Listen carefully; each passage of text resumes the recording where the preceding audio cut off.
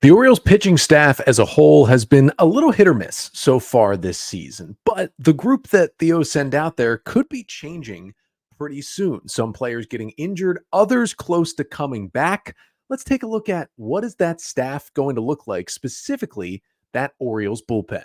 That's all coming up on this episode of the Locked On Orioles podcast.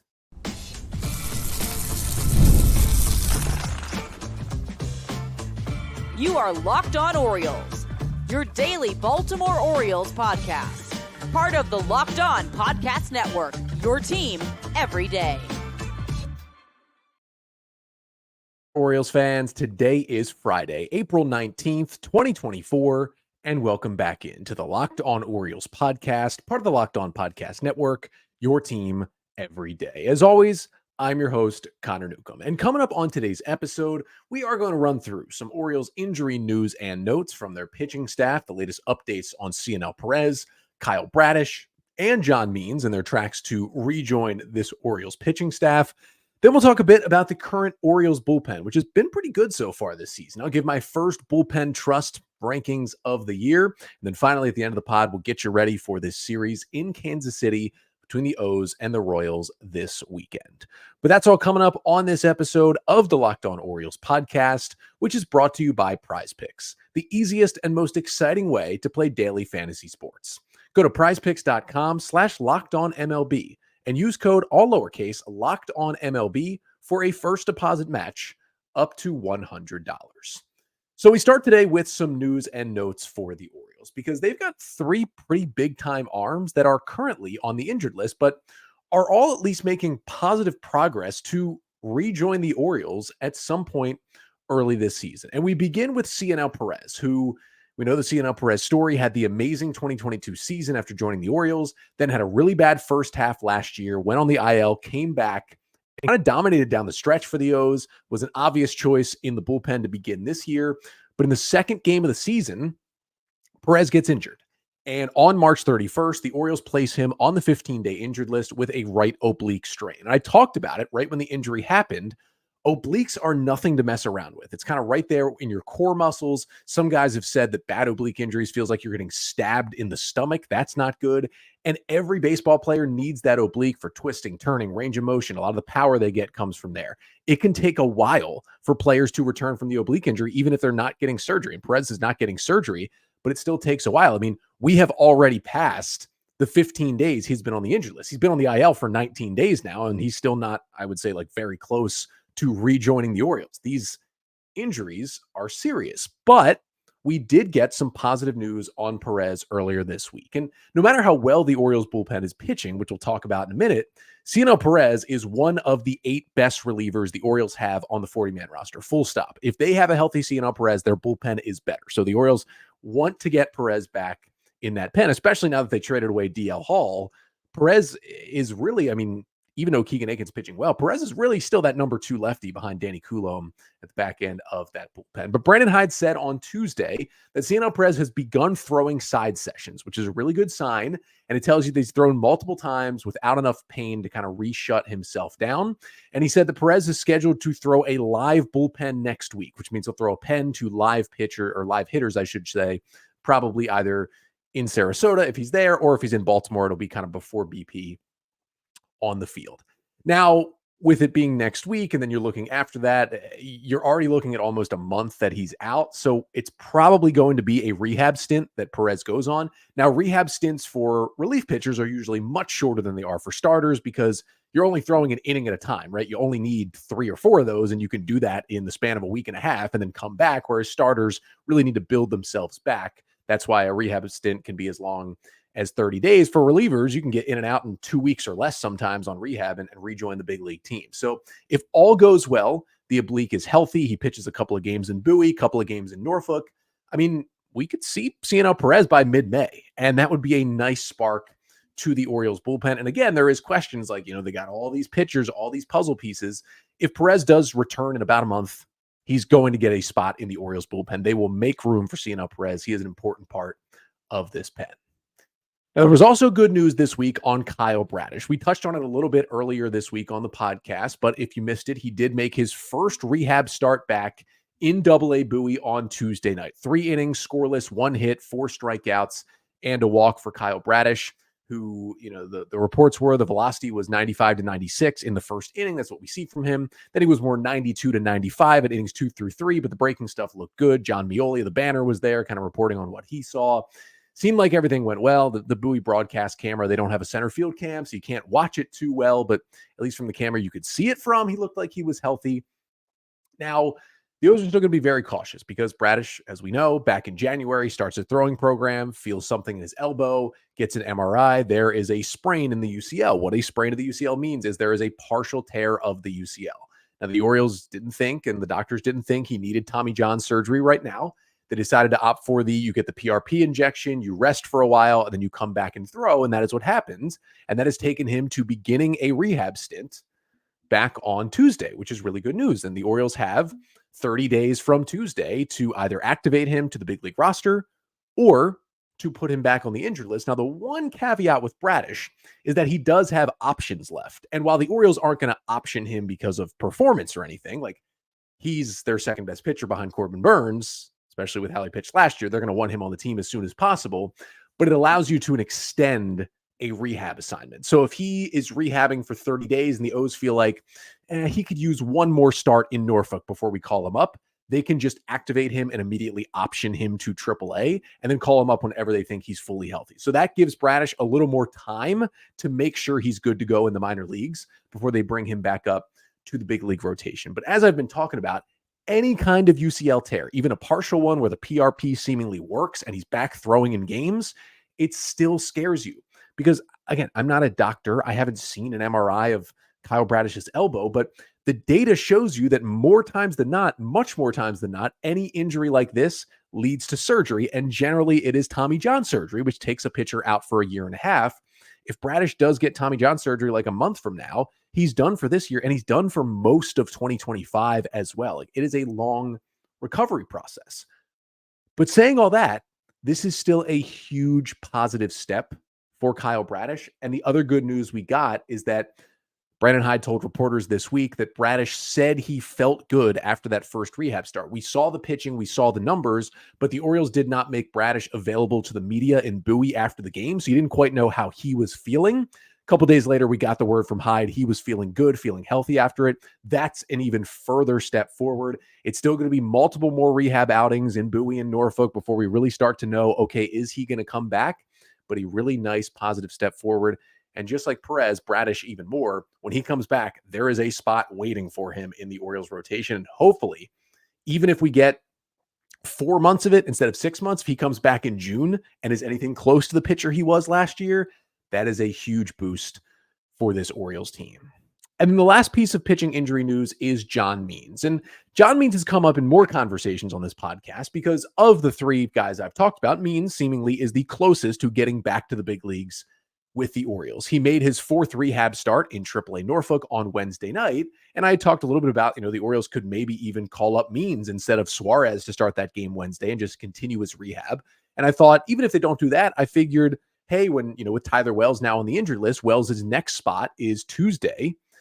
I figured, maybe this Tuesday, that's when Means comes up. He makes one more rehab start that he made yesterday in Norfolk. He looks good. He rejoins the rotation. Not sure that's going to happen for John Means. That 4th rehab start did not go well. And let me preface this with, when starting pitchers, especially established ones like John Means, when they are on rehab outings in the minor leagues, coming back from injuries, even in John Means' case where he isn't directly coming back from an injury, it's more the elbow soreness that shut him down at the end of last year. The O's wanted to wait a bit and build him up later. You're not really focused on the results. You're more focused on, okay, what are the velocities like? What are the pitch shapes like? So what's the spin look like? And how does he feel physically when he's done throwing? And is he able to build up the pitch count higher and higher every time he throws? But even with that being said, when you do what Means did in AAA on Wednesday, it is still concerning. He recorded just 1 out in his start on Wednesday, allowing 5 runs on 5 hits. The 1 out was a fly out, so no strikeouts. He walked 1 batter and allowed 2 home runs. Here how his start went. Walk, fly out at 101 miles per hour off the bat. Home run, hit 100 miles per hour off the bat. Single, hit 102. Then kind of a double, hit 86. then a home run, 96 off the bat, and then kind of a bloop single at 81 off the bat, and the Orioles pulled him after 34 pitches. Now, I haven't seen confirmation of this, but my assumption would be that after they pulled Means, they let him kind of sit for a little bit, like it would be in between innings, and then send him out to the bullpen to continue throwing pitches to build up that pitch count. Because in Means' previous rehab start, he had thrown 61 pitches.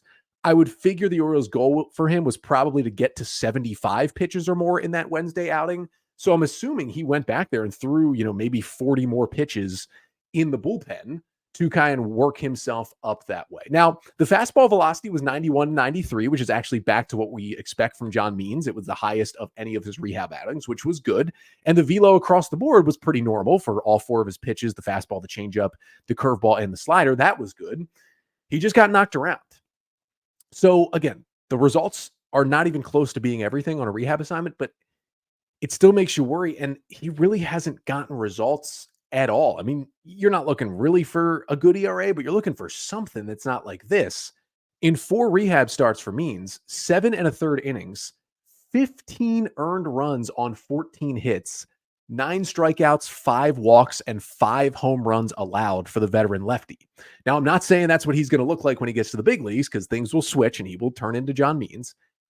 I am just, I will say, a little bit worried. Now, I think what this does tell us is Means is getting at least one more rehab start in AAA. So at some point next week, probably next Wednesday, he'll most likely start again for Norfolk. The Orioles have until April 30th to activate him. That is when his rehab assignment, his 30 days that you're limited to, would end.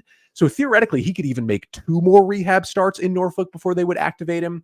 Now, it would be kind of weird to do so, because if he does make a rehab start next week, which would probably be like on the 23rd, then he'd make another rehab start on like the 28th. And if you have to activate him on the 30th, you kind of bring him up, but he wouldn't be able to start for like another 3 days in the big leagues before he's ready. I do think he's at least getting one more AAA rehab start, which means Albert Suarez, deservingly, is going to get at least one more big league start, I would think. But I'm just a little worried that the stuff is not there, that even though he was pretty good in those 4 starts when he finally came back in September last year before getting shut down before the postseason, and took a no-hitter into the 7th inning in Cleveland in that 3rd start, you could still tell it wasn't the same John Means, right? It just, the command was still a little off. He was getting hit a little harder than we're used to seeing, and it's tough to return from Tommy John surgery and be the same pitcher. Not everybody just goes through the surgery and is like, I'm fine. I'm a little worried. It's a weird spot for the Orioles. Means is in a contract year, right? He becomes a free agent after this season. I'll tell you right now, the Orioles are not re-signing John Means. So this is kind of his last year in Baltimore for everything he's done for this franchise.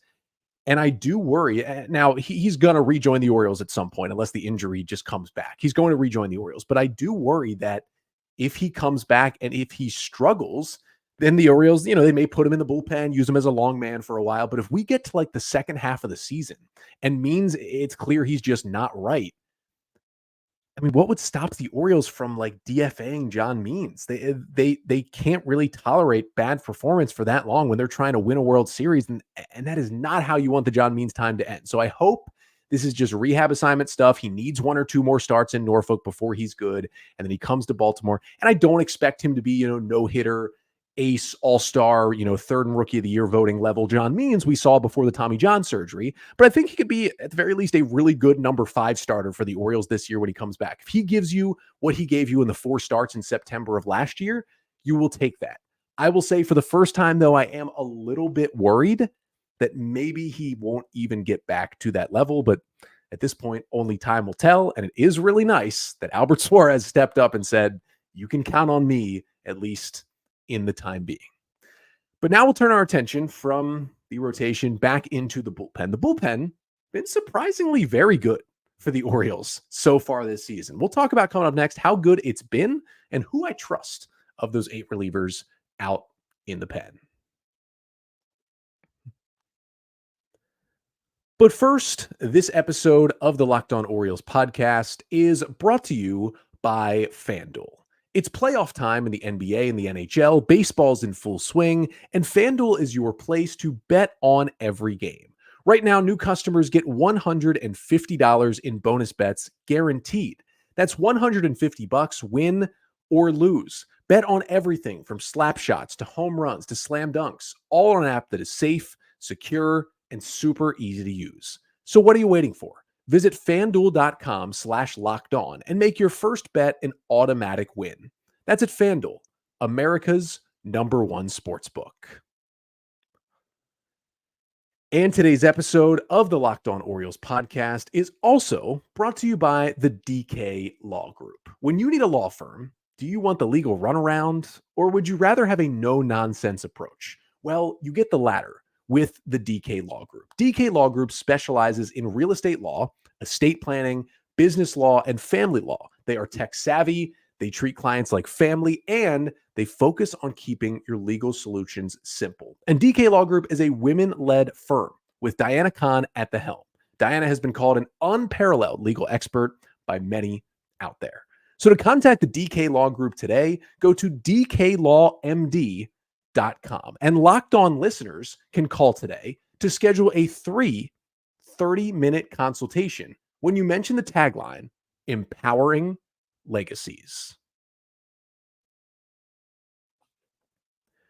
So we move things over to the bullpen here after the Orioles swept the Minnesota Twins this week, then had the off day Thursday as they traveled to Kansas City.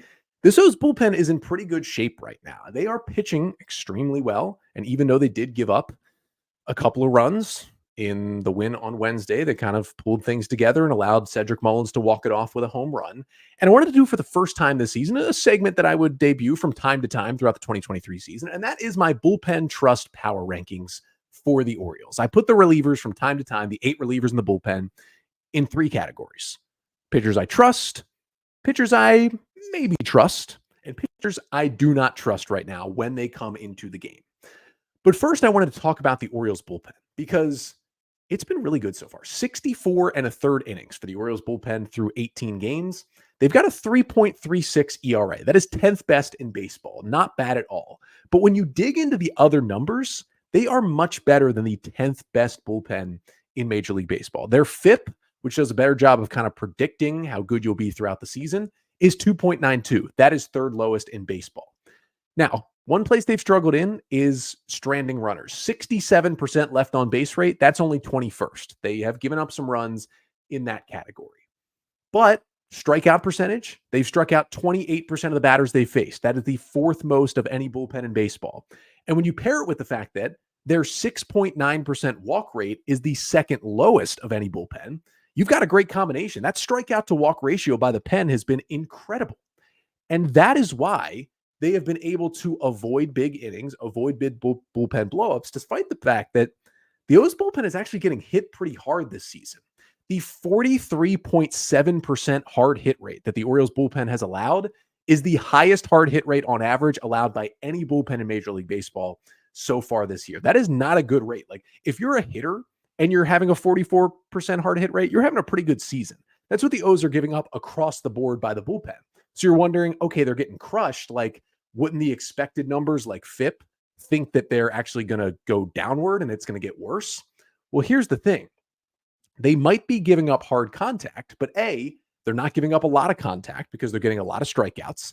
There's not a lot of runners on base when they give up hard contact because they're not walking anyone. And the big thing is the ground ball rate, because you can hit the ball hard as much as you want. But if you hit it hard into the ground, generally, especially when you're playing teams with good defenses, and the Orioles defense has been solid to good so far this year, it's still going to be an out.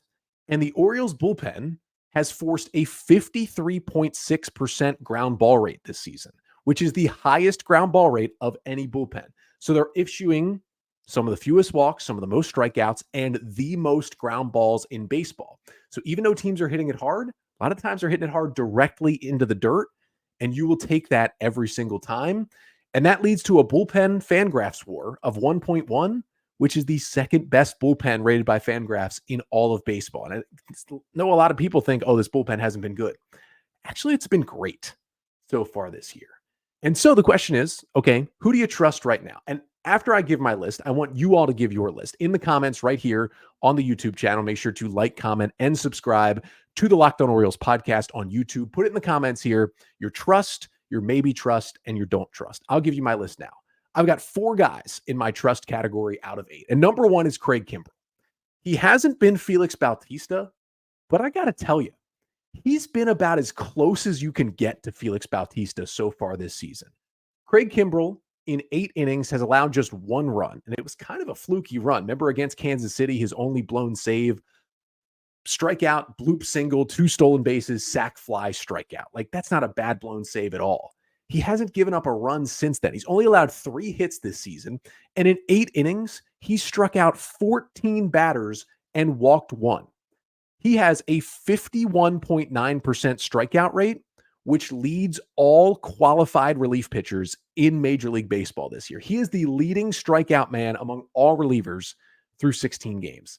That's Felix Bautista-esque right there. Now, Craig Kimbrell is not going to maintain numbers that good throughout the season, but it is a pretty great start. Second guy on the trust category, Yennier Cano. Been almost as good as Kimbrell. 9 1/3 innings, 2 runs on 9 hits, 10 strikeouts, 3 walks. He has allowed a home run on the year, but his 76.9% ground ball rate is the highest among all pitchers in baseball this year. Nobody's getting more ground balls than Cano. We know how he does it. The sinker changeup combination is lethal, but he's also getting more swings and misses than he's ever gotten. 48.8% whiff rate. Well, that also leads all pitchers in Major League Baseball this year. So nobody's getting more swings and misses on that rate, and nobody's getting more ground balls than Cano this season. That is a pretty good combination. Third in my trust category is Danny Coulombe. He's been really good this year. Yeah, he did have a bad outing on Wednesday, but otherwise he's been great. 7 innings for Coulombe, 2 runs on 2 hits with 9 strikeouts, a walk, and a home run allowed. Expected batting average against him, 125. He just doesn't give up hard contact. And he's got a 64% ground ball rate. Now, it's no Yennier Cano, but that's a pretty elite number from Danny Coulombe. And he gets righties and lefties out from the left side. That is huge. And my fourth guy in the trust category, I did not expect him to be in my trust category in my first bullpen trust rankings of the season, but it is Keegan Akin. 8 2/3 innings for Akin out of the Orioles bullpen this year, has allowed just 2 runs on 5 hits with 12 strikeouts to 1 walk in that time. And how's Akin doing it? Well, he's getting more swings and misses than he really ever has. And also, he's limiting hard contact. The average exit velocity for hitters that put the ball in play against Akin is 81.6 miles per hour. That is the 8th lowest average exit velocity against any pitcher in baseball so far this year. Yes, Keegan Akin is in the top 10 of a pretty important category for pitchers on the positive side so far this season. Shout out to Akin for what he's done coming back off that back injury. So those are my 4 guys in the trust category. Let's go down to the maybe trust category. And the first guy in the maybe trust who could be pushing his way up into trust is Dylan Tate. Now, the stats have been good. 7 innings, only 1 run on 3 hits, only 4 strikeouts, and he has walked 4 and hit 1 batter in those 7 innings. And that is why Tate is still in the maybe trust. There's really 2 reasons. One is 5 free passes in 7 innings is going to come back to haunt you at some point. Now, he's still got a really good 58% ground ball rate, but the velo is down, the walks are up, and he still really hasn't had a high leverage spot to pitch in. Like, I want to wait until Brandon Hyde puts Tate out there in a high leverage spot. And I get why he's been trying to avoid Tate in the high leverage, but it's going to happen at some point. I want to wait until then to push him into trust. If he passes that test, then he'll move up. And if he gets the walks down, but right now he's pitching well generally, even with the lowered velocity, but he's still in the maybe trust category. Next guy in maybe trust is Jacob Webb, another guy who could bounce himself up into trust. Now, I know Webb also had kind of a tough outing on Wednesday, but generally, after a bad end to last year, a bad spring training, he was right on the roster bubble, but he made the team. Of course, he went home to see his wife have their first child, but when he came back, he had a roster spot in the bullpen, and he's been pretty good. 8 2/3 innings for Webb, only 2 runs on 7 hits with 8 strikeouts and 2 walks for the veteran right-hander. He's been solid, but similar to Dylan Tate, not a whole lot of high leverage chances for us to really look and say, how has he done? Really, his highest leverage I feel like he's pitched in was that outing on Wednesday, and he did give up, the couple of runs that allowed the Twins to take the lead. But otherwise, his changeup has been one of the best changeups in baseball, according to StatCast. And the 85 mile per hour average exit velocity against him is really, really good. It's not Keegan Akin good, but it's really good. He's just been a solid middle reliever so far this year. And the last guy in my maybe trust category, I got 3 of them, is the new guy, Yohan Ramirez. Now, he's only pitched twice for the Orioles since they acquired him in a small trade with the Mets last weekend. But I've been impressed by those 2 outings, 3 and a third innings, 2 runs on 2 hits with 3 strikeouts, a walk, and a hit batter. He's always had elite stuff, and he's always had bad command, and that's what he kind of continues to have. But he's got really good extension down the mound. His sweeper has like top 5 movement in all of baseball. We just haven't seen enough yet, right? It's still been a little shaky. Haven't seen him in any big spots. But I feel okay about him getting outs when he comes into the game. And because of that, he's still in this maybe trust category. Now, it's going to take a while for Ramirez to get into the trust, but I'm okay with the Orioles' 7th reliever being in the maybe trust category. That leaves one pitcher in the don't trust category. And that's not bad, right? When you have an 8-man bullpen, if I'm only putting one guy in don't trust, you're feeling pretty good about the pen. And I told you, the Orioles have, I think, across the board, a top 5 bullpen so far this year. But we know who the don't trust is. I think we all kind of agree who the don't trust is right now. And it's Mike Baumann. 8 innings for Baumann this year, 4 runs on 11 hits. 11 hits in 8 innings is rough for a reliever. 9 strikeouts, 5 walks, and a home run allowed. He really has barely had any good outings. He's gotten a couple of high leverage chances and has really failed each time he's been out there. And the ball is getting crushed when Baumann throws it this year. 50% hard hit rate against him, not very good. 93 mile per hour average exit velocity against him, not good. Remember, Keegan Aiken is at 81. Baumann at 93. Not what you want to see at all from Mike Baumann. I am worried about him, especially with maybe Perez, maybe Means, maybe Bradish coming back. I got Albert Suarez pitching well. I am concerned that Mike Baumann will not be able to hold on to this roster spot much longer. I know he's out of options. I know the O's don't want to put him on waivers because even with the struggles, his stuff is good. Another team will obviously claim him on waivers and the O's will lose him for nothing. But with this performance, and when you have, better options in AAA and also coming back from the injured list, Baumann to me is the first guy to go right now. And so he's got to pick it up or he's not going to be an Oriole for much, much longer. But that is my bullpen trust rankings. Let me know how I did in the comments. Tell me your rankings. And maybe we'll talk about them a bit next week on the show. We got one more thing to get to when we return. Orioles Royals, second time this season already. 3 weeks into the year? We'll preview the weekend series to finish off the pod. Coming up next. But first, this episode of the Locked On Orioles podcast is also brought to you by PrizePicks. Now, with spring training over, baseball season underway, you don't want to miss your chance to add your favorite players from the diamond in your PrizePicks entries, whether it's strikeouts, RBIs, or first inning runs.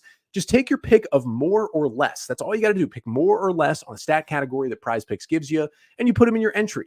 You can also get in on playoff action. Win 100 times your money with the NBA playoffs, just picking more or less. It is really that simple to play. I can make picks, submit the entry. It takes less than 60 seconds. It's super easy to play fantasy sports on PrizePicks. So download the app today and use code LOCKEDONMLB for a first deposit match up to $100. Again, download the PrizePicks app today. Use code LOCKEDONMLB for a first deposit match up to $100 at PrizePicks. Pick more, pick less. It's that easy.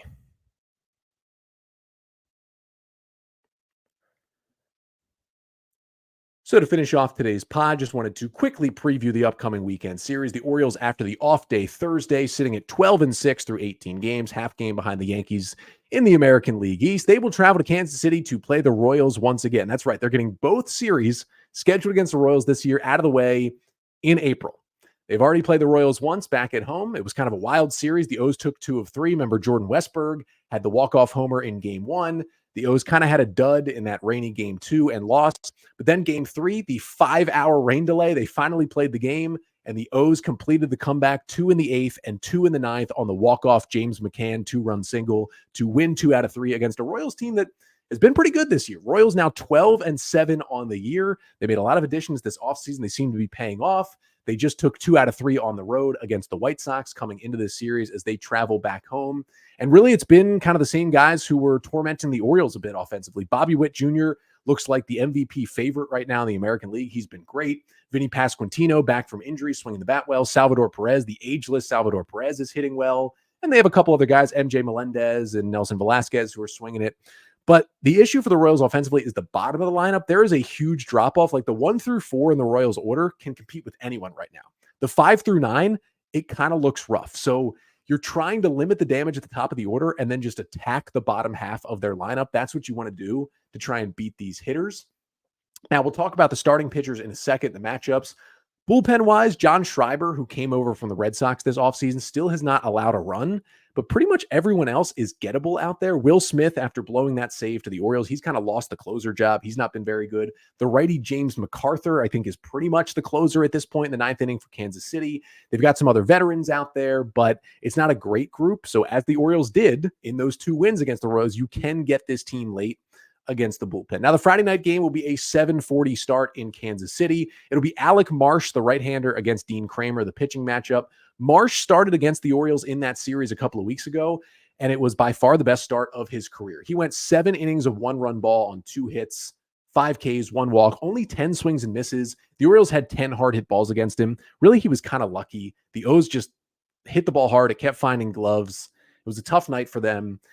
Marsh has not completed more than 5 innings in either of his next 2 starts. He has a 4.32 ERA on the season. I think the O's can bounce back against him on Friday. And they'll go back against Dean Kramer, who is definitely looking for a bounce back. He gave up 8 runs in his last start against the Brewers. He also did pitch in that Kansas City series, went 5 1/3, allowing 3 runs on 3 hits with 5 strikeouts, a walk, and 2 home runs. That was a solid start. He'll look to get a little deeper in this one and kind of bounce back for the Orioles. Then in game 2 on Saturday, that is a 7:10 p.m. Eastern time start. This is the ace-off. This is the one you want to watch. It is a repeat of that Wednesday game of the series in Baltimore. It's the Royals ace Cole Reagans, the young, incredible lefty, against the Orioles ace Corbin Burnes. Now, Reagans in that start against the O's was almost unhittable. 6 1/3 scoreless, 1 hit, 7 Ks, 2 walks, only 1 hard hit ball by Orioles hitters against him. He had 13 whiffs in that game. 10 were on the changeup. That changeup was unbelievable in that start in Baltimore for Reagans, and he's just been amazing this year. 23 1/3 innings, 1.93 ERA, 29 Ks to 7 walks. This dude is the real deal. O's got to watch out for him on Saturday. But Corbin Burnes ain't too shabby himself. Now, his start against the Royals was probably his worst of the season. The Royals got him for 10 hard hit balls, 9 hits and 5 2/3. He only allowed 2 runs with 3 Ks and no walks.